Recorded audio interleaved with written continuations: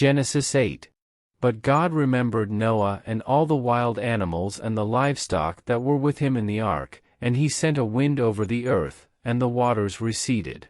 Now the springs of the deep and the floodgates of the heavens had been closed, and the rain had stopped falling from the sky.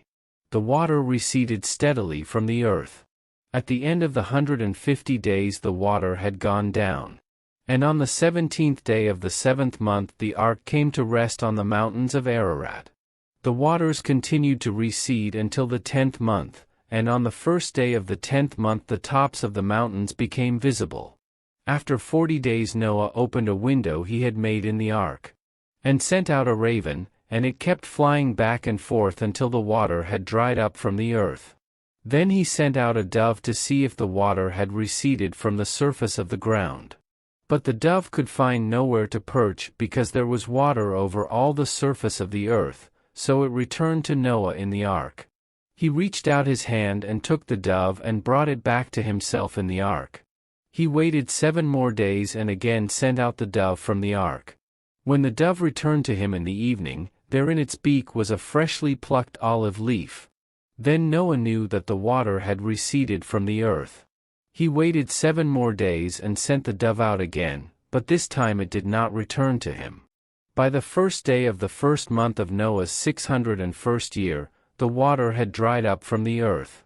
Noah then removed the covering from the ark and saw that the surface of the ground was dry. By the 27th day of the 2nd month the earth was completely dry. Then God said to Noah, "Come out of the ark, you and your wife and your sons and their wives.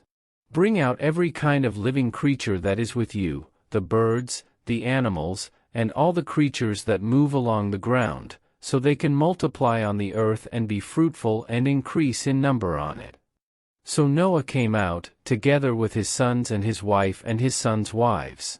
All the animals and all the creatures that move along the ground and all the birds, everything that moves on land, came out of the ark, one kind after another.